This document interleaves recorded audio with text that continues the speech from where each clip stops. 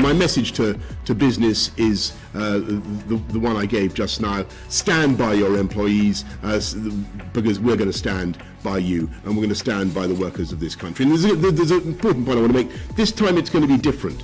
As we come through this difficult economic phase, you remember what happened in 2008. Everybody said we bailed out the banks and we didn't look after the people who really suffered. This time we're going to make sure that we look after the people who really suffer from the economic consequences. Does the Chancellor agree with me that it makes no sense to withdraw support from businesses that are viable but can't work at all at present or can't work profitably because of the ongoing effects of health restrictions, such as in aviation, aerospace manufacturing, technical production companies, all of which I have in my constituency? So furlough's going to end, but his job retention bonus won't be available to them because they can't go back to the usual work at the moment. So can he change his one-size-fits-all approach to winding down the employment schemes that have kept many of those companies going in these sectors? Because otherwise, if he doesn't, he's going to simply have deferred a wave of mass redundancies and job failures and business failures of fundamentally sound businesses, which he could save if he makes some adjustments. Chancellor? Mr. Speaker, when it comes to closed sectors, there are a few remaining closed sectors, and I agree with the Honourable Lady, it's absolutely right that we get those open, and indeed the Prime Minister has said just recently that that's something that he's keen to see happen, and hopefully we can make progress on that soon. With regard to the other sectors, we also do need to adjust to a new economy.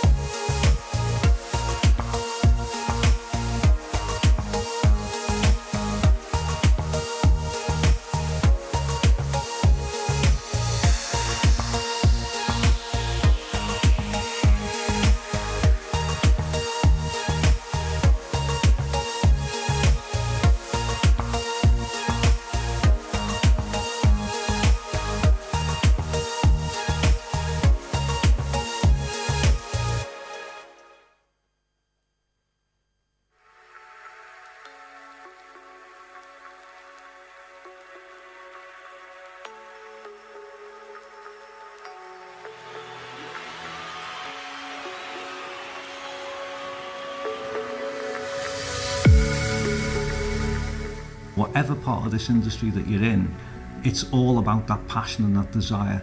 And if you look at the most successful people within it, they all have that desire to be, whether it be the best entertainer or the best sound engineer, lighting designer, whatever it may be.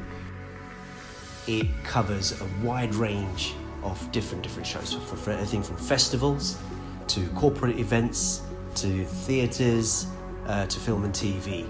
It's just huge. I think people just don't realise the vast scale of the UK entertainment industry. We get to create memories for people when they go to live shows. They connect to the music or the performance that's on stage, and that creates a memory in their life, and they carry that with them.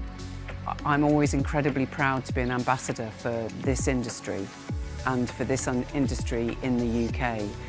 We work in a way that is unlike anywhere else in the world, and that people aspire to work to our standard, both creatively and technically. I believe that the industry brings in over 100 billion to the UK economy. And I also believe a couple of years ago that this particular sector is the largest growing.